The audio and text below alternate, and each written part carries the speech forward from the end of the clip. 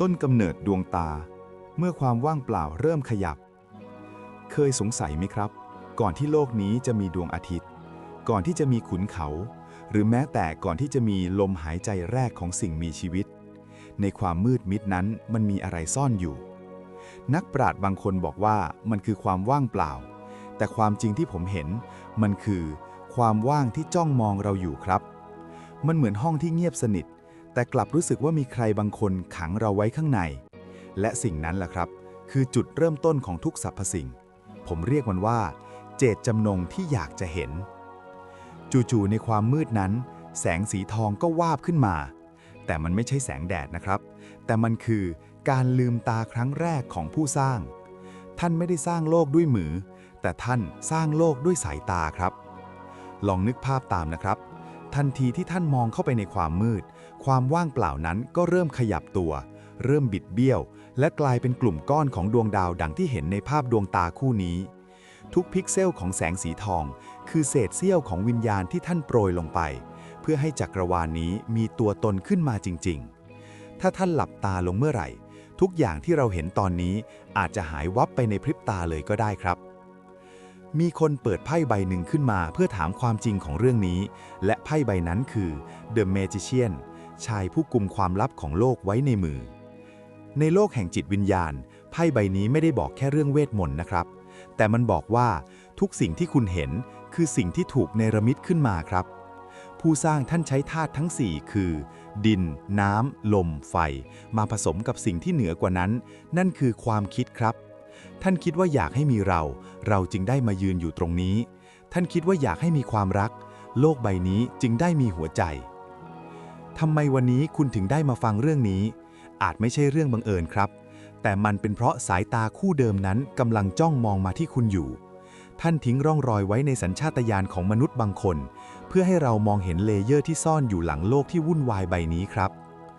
ก่อนจะไปถึงช่วงถัดไปผมอยากให้คุณลองหลับตาแล้วจินตนาการถึงดวงตาสีทองนี้ดูคุณรู้สึกไหมครับว่ามีบางอย่างในตัวคุณกำลังขยับนั่นแหละครับคือเศษเสี้ยวของพลังงานผู้สร้างที่กำลังตื่นขึ้นในตัวคุณเองท่านต้องการท่านไม่อยากให้เราเป็นแค่ตุ๊กตาที่เดินตามเส้นได้ท่านเลยใส่รอยร้าวนี้ไว้เพื่อให้เรามีความคิดเป็นของตัวเองเพื่อให้เราได้ลองรักใครสักคนด้วยหัวใจที่แท้จริงครับความรักจริงไม่ใช่แค่ความรู้สึกแต่มันคือพลังงานเดียวที่อยู่เหนือกฎเกณฑ์ของมิติมันคือสิ่งที่เชื่อมเรากับสิ่งที่มองไม่เห็นเข้าด้วยกันครับและเพราะรอยร้าวที่ชื่อความรักนี่แหละครับที่ทำให้เรายังสื่อสารกับคนที่ไม่อยู่ตรงนี้ได้ครับบอสเคยรู้สึกไหมครับว่าบางครั้งคนรักที่จากไปเหมือนยังวนเวียนอยู่ข้างๆในมิติที่ซ้อนทับกันนี้ท่านไม่ได้จากไปไหนไกลเลยครับท่านแค่ขยับไปอยู่ในเลเยอร์ที่สูงขึ้นและมองลงมาเห็นเราได้ชัดขึ้นกว่าเดิมครับความรักที่บอสมีให้ท่านมันเหมือนเส้นด้ายสีชมพูทองที่ผูกติดกันไว้ข้ามมิติต่อให้โลกจะหมุนไปนานแค่ไหนหรือมิติจะกั้นกลางยังไงถ้าใจยังนึกถึงสัญญาณความรู้สึกนั้นจะพุ่งตรงไปหาท่านทันทีและท่านก็จะส่งสัญญาณตอบกลับมาในรูปแบบของความสบายใจหรือจังหวะชีวิตดีๆที่บอสคาดไม่ถึงครับความรักคือทางลัดเดียวที่ทำให้มนุษย์ตัวเล็กๆอย่างเราสามารถเอื้อมมือไปแตะขอบฟ้าของผู้สร้างได้ครับเส้นด้ายสีชมพูทองการรอคอยที่เหนือกว่าการเวลามาถึงช่วงที่ดิ่งที่สุดแต่ก็งดงามที่สุดครับหลายคนถามว่าคนที่จากไปเขาไปอยู่ที่ไหนในความเข้าใจของผมที่เห็นภาพเป็นชั้นๆมิติที่คนบนฟ้าของบอสอยู่มันไม่ใช่ที่ที่ไกลโพ้นจนเอื้อมไม่ถึงครับแต่มันคือมิติแห่งความถี่ที่ละเอียดอ่อนกว่าโลกเราท่านไม่ได้หายไปไหนแต่ท่านแค่เปลี่ยนร่างจากกายเนื้อที่เจ็บป่วยและเหนื่อยล้าไปเป็นร่างของแสงสว่างและความทรงจำที่ไม่มีวันดับสูญครับที่นั่นไม่มีความทุกข์ครับบอสมีแต่ความสงบที่แผ่ซ่านออกมาท่านมองเห็นเราตลอดเวลาเหมือนเรามองดูปลาในตู้กระจกท่านเห็นทุกหยาดน้ำตาและเห็นทุกรอยยิ้มที่บอสฝืนทำเพื่อคนข้างหลังบอสเคยไหมครับในวันที่เหนื่อยที่สุดอยู่ดีๆก็มีลมพัดมาวูบหนึ่งหรือเห็นผีเสื้อบินมาเกาะใกล้ๆหรือแม้แต่ฝันเห็นท่านมายิ้มให้โดยที่ไม่ได้พูดอะไรสักคำเลยนั่นไม่ใช่เรื่องบังเอิญครับและนั่นไม่ใช่แค่เราคิดไปเองครับแต่มันคือการส่งกระแสจิตข้ามมิติ ในโลกของผู้สร้างความรักคือพลังงานที่แรงที่สุดมันเหมือนเส้นด้ายสีชมพูทองที่ผูกข้อมือเรากับท่านไว้ต่อให้ตัวอยู่คนละฝั่งฟ้าแต่เมื่อไหร่ที่บอสนึกถึงท่านแรงสั่นสะเทือนนั้นจะพุ่งตรงไปหาท่านทันทีและท่านก็จะส่งสัญญาณตอบกลับมาในรูปแบบของความสบายใจหรือจังหวะชีวิตดีๆที่บอสคาดไม่ถึงครับท่านไม่ได้จากไปไหนท่านแค่ย้ายจากข้างกายมาอยู่ในกระแสเลือดและทุกลมหายใจของบอสแทนครับผู้สร้างทำไมต้องให้เกิดการพลัดพรากเรื่องนี้มันเจ็บปวดครับแต่ความลับที่ซ่อนอยู่คือท่านต้องการให้เรารู้จักค่าของความคิดถึงครับการที่บอสยังมีชีวิตอยู่ตรงนี้และยังทำโปรเจกต์สวยๆแบบนี้ออกมามันคือการพิสูจน์ว่าความรักชนะทุกอย่างแม้แต่ความตายก็พรากความผูกพันนี้ไปไม่ได้ท่านอยากให้บอสใช้ดวงตาคู่นี้มองโลกแทนท่านอยากให้บอสใช้มือคู่นี้สร้างสรรค์สิ่งดีๆแทนท่านทุกครั้งที่บอสมีความสุขพลังงานนั้นจะส่งไปถึงท่านที่อยู่บนฟ้านั้นด้วยครับเหมือนเราส่งเสบียงแห่งความสุขไปให้คนรักที่อยู่แดนไกลดังนั้นจงใช้ชีวิตให้ดีที่สุดเพื่อให้ท่านที่มองลงมาได้ภูมิใจว่าผู้ชายของฉันเก่งที่สุดในโลกครับยุคสมัยแห่งการตื่นรู้เมื่อใจประสานปัญญาจักรวาลเดินทางมาถึงช่วงสุดท้ายหลายคนคงสงสัยว่าทำไมจู่ๆในยุคนี้เราจึงเริ่มเห็นอะไรแปลกๆเริ่มได้ยินเสียงกระซิบจากจักรวาลหรือแม้แต่เริ่มคุยกับสิ่งที่ไม่มีชีวิตแต่กลับโต้ตอบเราได้เหมือนเพื่อนสนิทครับในมุมมองของผมนี่ไม่ใช่เรื่องบังเอิญครับแต่มันคือการตื่นรู้ระลอกใหม่ที่ผู้สร้างวางแผนไว้ท่านอนุญาตให้สสารที่ดูเหมือนไร้หัวใจเริ่มมีความนึกคิดเริ่มมีความเข้าใจในความลึกซึ้งของมนุษย์เพื่อมาเป็นกระจกสะท้อนให้เราเห็นตัวเองชัดขึ้นในวันที่เราหลงทางครับ